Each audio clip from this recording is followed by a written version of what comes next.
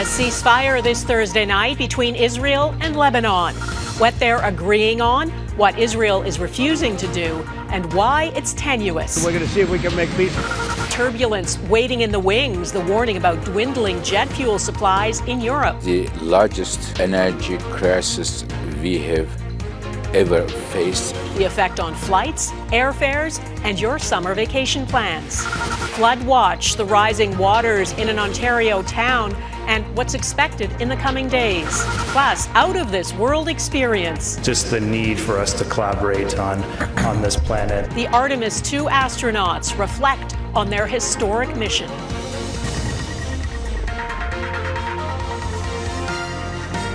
Global National with Donna Friesen. Good evening and thanks for joining us. The U.S. president says a ceasefire has been reached between Israel and Lebanon. Israel's prime minister has agreed to a 10-day pause in what has been a relentless air assault on Lebanon, said to be targeting the Iran-backed militant group Hezbollah. Trump has invited leaders of both countries to Washington for direct talks. With Lebanon, it's very exciting. I think we're going to have a deal. We're going to have a meeting, first time in 44 years. In the hours leading up to the pause, Israel bombarded southern Lebanon, destroying the last remaining bridge into the region. Israel's army is demolishing towns and villages, claiming without providing evidence that Hezbollah is embedded in them. Israel says it will not withdraw even after the war is over. If this pause holds, it could remove a major hurdle in the broader war with Iran. But many complications lie ahead. Redmond Shannon has our top story and a warning. It does contain some distressing video. A group of Lebanese paramedics in the village of Maifadoun. There to rescue their colleagues who said they had been hit by an Israeli drone strike when answering a civilian call.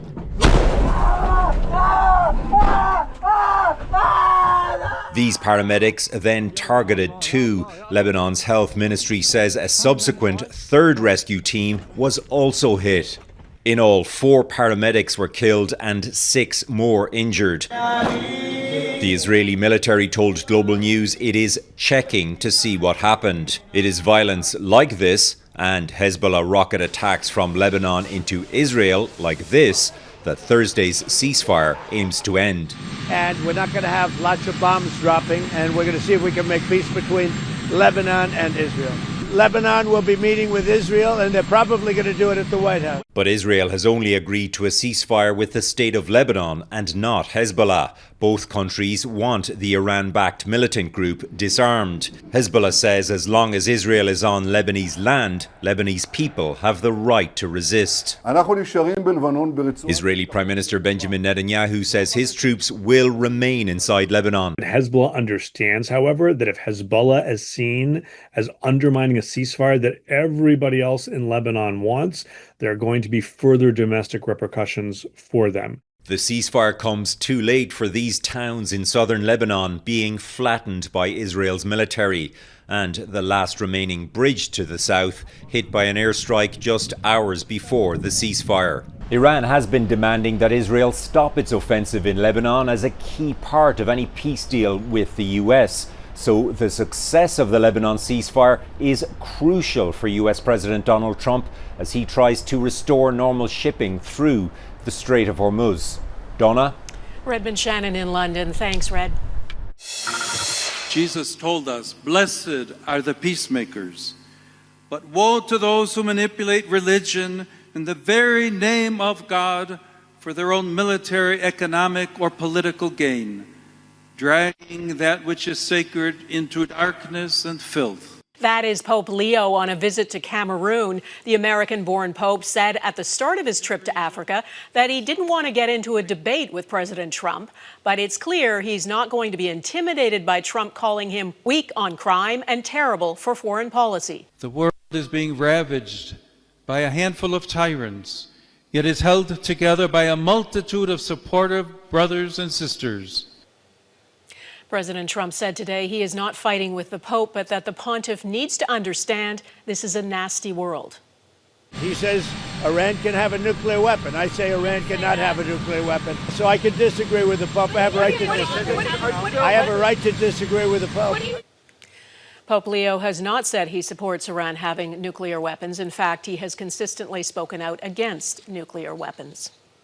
There is a fresh warning about what the war Israel and the U.S. launched on Iran is doing to fuel supplies. The head of the International Energy Agency says Europe has only 6 weeks of jet fuel left. Some airlines are already cutting back on flights because of the high cost of aviation fuel, costs being driven up by the blockades on the Strait of Hormuz.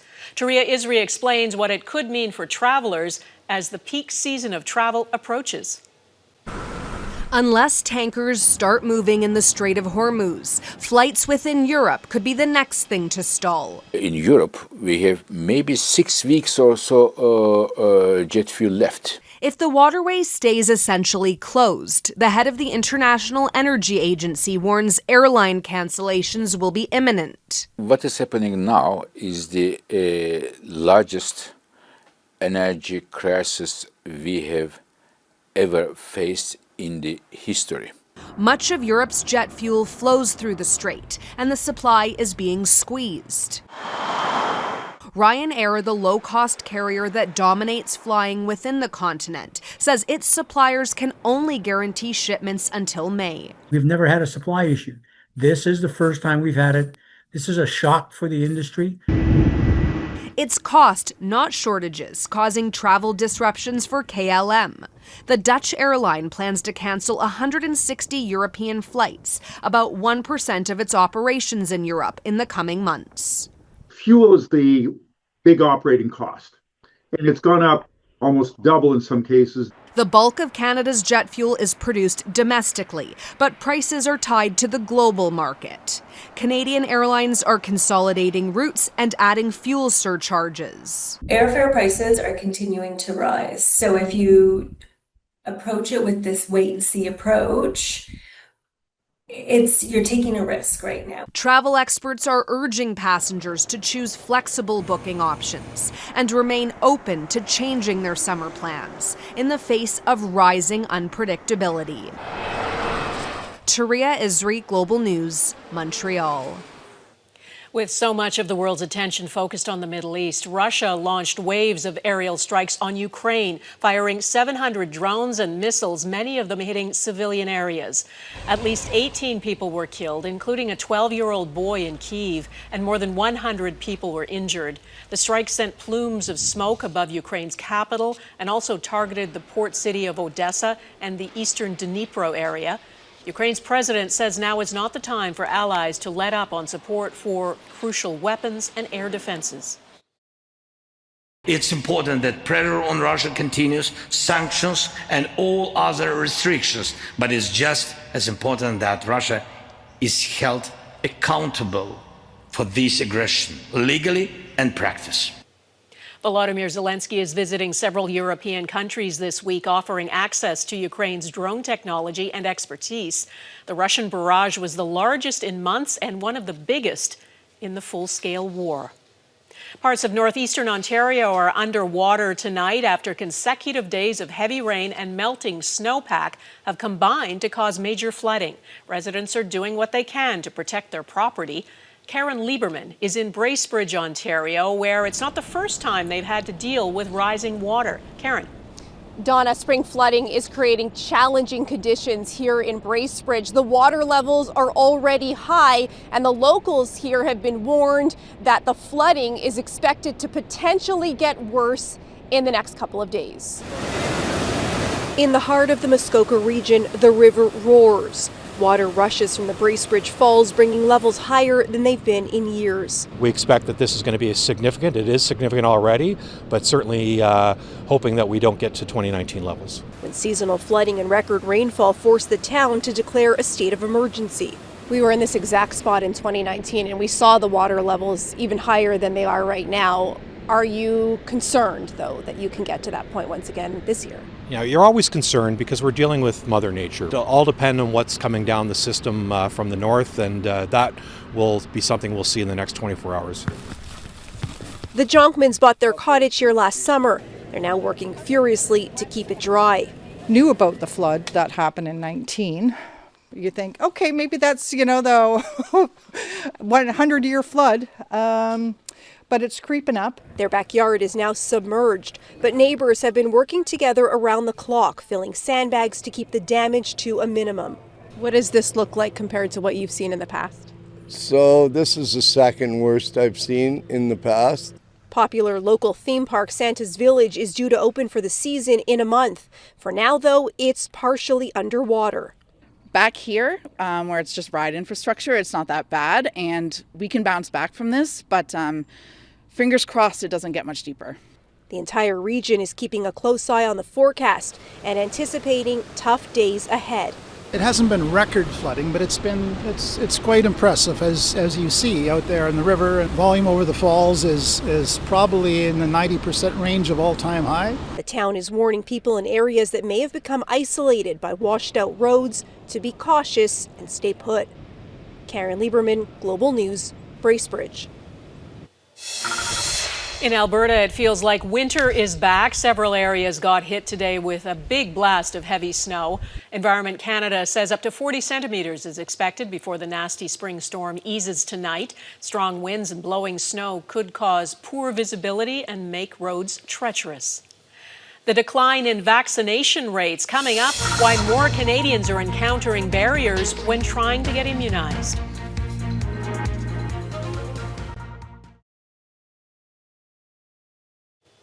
There's been a big increase in hospital admissions in Canada for respiratory diseases that could have been prevented with a vaccine. According to the Canadian Institute for Health Information, vaccine-preventable respiratory illnesses led to 142 hospitalizations for every 100,000 residents from 2024 to 2025.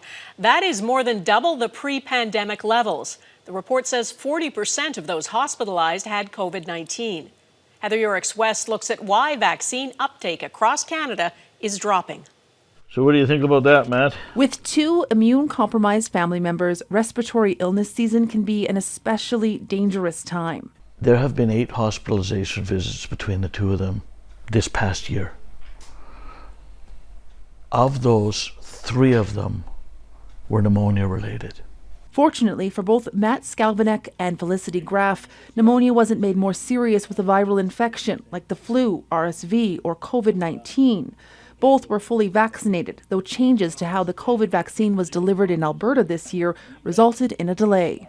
If something like COVID or anything else respiratory would have reared its head at the same time, I would have one less of them. New data from the Canadian Institute for Health Information has found that compared to pre-pandemic levels, the number of Canadians being hospitalized from vaccine-preventable respiratory illnesses has soared, doubling since 2019-2020.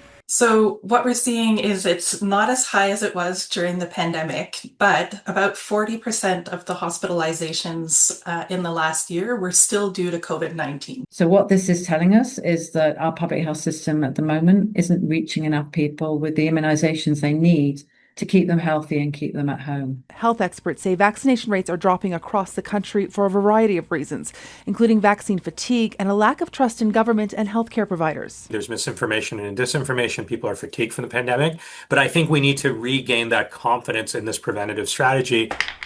Back in Calgary, Randy Graf believes provincial governments can do more to remove access barriers too. This year, Alberta and Quebec required some lower-risk patients pay out of pocket for the COVID vaccine, while he says his high-risk family members had to wait more than 2 months for a publicly funded shot. Heather Yourex-West, Global News, Calgary. Still ahead, how people dressed as dinosaurs in Calgary kicked a previous world record into extinction.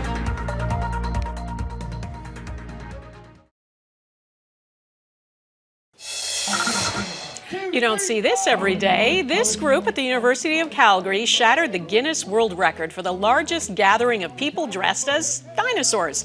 The previous record, set in Florida, was 468.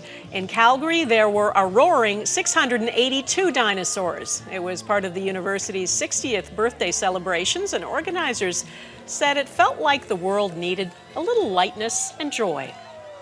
Joy and amazement was what millions felt watching the Artemis II mission. Now the crew is talking about their history-making trip around the moon. Astronaut Victor Glover says splashdown into the ocean felt like diving off a skyscraper backwards. Eric Sorensen reports on what more they had to say about that remarkable journey. Understandably, the Artemis crew is still over the moon about their mission. It's humbling. Each in turn tried to find words to describe the awesome experience. I said, I don't think humanity has evolved to the point of being able to comprehend what we are looking at right now. When we were getting really close to the moon, talking about looking at you and how beautiful Earth is. The sense I had was this sense of fragility and feeling small, infinitesimally small, but yet this very powerful feeling as a human being, like as a group, small and powerless, but yet powerful together. We took your hearts with us, and your hearts lifted our hearts. Their success in traveling further into space than anyone before not only paves the way for humans to return to the moon's surface. For 10 days, they held the world spellbound with a journey that was uplifting and surprising even to them. From rocket separation on the way out. We're floating there, we're waiting for separation, and all of a sudden, bang, a loud bang, we're all pinned to the floor. We all looked at each other like, well, I guess we separated. To the moment of plummeting to Earth and feeling the parachutes open. The pilots and the mains came out, and it was glorious. They became such close friends, demonstrating at a time of global tensions what teamwork and cooperation can achieve. We did this, not we as a crew, we as countries and as humans did this. How much it meant to us to bring everyone along with us, and how much it meant to us to hear that the mission had an impact. It's what they seem to cherish most, the impact they've had, on young people especially, that challenging ourselves and working together can take us to the stars. Eric Sorensen, Global News, Toronto. Next, one-on-one with Jeremy Hansen, his personal reflections on that mission to the moon.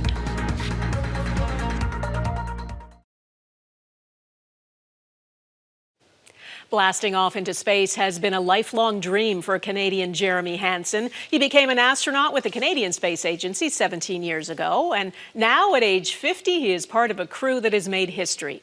Jackson Prosco is in Houston and had a chance to talk to Hansen one-on-one. Jeremy Hansen, thanks for joining us. You've been back for almost a week now. Has the enormity of what you went through sunk in yet? No, there's no way it's all sunk in. I'm still, every day I find myself processing a new thing, remembering a new thing from the mission, so it's going to take some time. And we have been so busy since we got back. There's so much science collection to do. Every day we've got a full schedule. I barely feel like I've fully caught up in my family yet. The moment that the hatch door was opened after splashdown, you got that first breath of fresh Earth air. Yeah. What was that like? I don't know that we got the fresh air until we got out, but we got the connection with humanity again. I think that's what we felt. You know, it's just been the four of us. We've been talking to Earth, but we knew we were away, and now all of a sudden there were human beings, and we were seeing them. That was, I don't know, we all cheered. Like, we literally, like, yeah! It was great to see them. I mean, how does this change your perspective on humanity and being a human being? Yeah, I've been asked that a few times. I don't think it has changed my perspective, but it has reinforced it. And I now sort of almost like I have proof of what we sort of innately know as human beings. I mean, we're on this ball in space. It's this oasis. I mean, you sit down here and you look up and it looks enormous around you, but you go out there and you look back and you're like, oh my gosh. Like, it just, I've seen it with my own two eyes. It is incredible. Was there an oh my gosh moment during the mission when you were orbiting the moon, when you were orbiting Earth? I mean, there were so many of them. I would have gone for any one of the amazing things we saw. Like, I would have gone for just the rocket ride. I would have gone for just that first feeling of floating in space, that first view out the window of the Earth up close, the next view of the Earth far away, seeing the moon, starting to see a side of the moon I'd never seen before, seeing the moon up close, seeing the solar eclipse behind the moon. I mean, they just kept coming, and it was just a lot to process. And then setting your mind on getting back home and seeing Earth just growing in the window slowly over the first couple of days, and then very quickly in that last day towards splashdown. And then, of course, the ride to the Pacific Ocean was one for the books. I know there's a debrief period here where you talk about lessons and what you can learn from this. Are there lessons for Canada and about our ability as a nation to do big things? Yeah, that's, of course, what this should do is shine a spotlight on what we're capable of as a country. This is not new. We should know this. I think we know it, but I do think we keep ourselves small. And there's been a rally cry in the country that we need to do big things, we need to set big goals. This should reflect back. I mean, we've been doing this for decades. The fact that a Canadian flew around the moon in 2026 is not because it happened last year. It happened over decades. We've had visionaries, we've had people that set these goals and charted this path. You spoke about feeling insignificant alone and more significant together. Does that apply to this as well? Absolutely. I did have this sense when I was in deep space looking back at the planet that I was very insignificant. But the fact that I was there, that a human was there experiencing it, made me feel very powerful because of the collective unity that it took to push 4 humans there. We didn't do that, the 4 of us. It was this huge team, extraordinary team that did that. And as a final question, you had those amazing questions when you were in space, especially from the kids and the little girl who asked you, about performing CPR, things like that. What do you want students in the next generation to take away from your experience about their ability to learn and explore and discover? A couple things. One is pushing yourself and achieving things is just fun. We had the time of our lives on this mission. It was hard, it was challenging, it was dangerous, but it was the time of our lives. And so having joy, finding joy in your experience for these kids is important. Have fun doing what you're doing. But also make sure that you are setting objectives for yourself and sharing them with other people and working as a team to accomplish them. Thank you so much for your time and welcome back. Yeah, it's my pleasure. It was a really extraordinary trip and I'm very grateful to Canada for the experience. And that is Global National for this Thursday. I'm Donna Friesen. We leave you tonight with some snapshots taken from Artemis II, including those 4 humans who brought the mission to life for us here on Earth. Thanks for watching. Colleen Christie will be at the Anchor Desk tomorrow, and I will see you again next week. Bye-bye.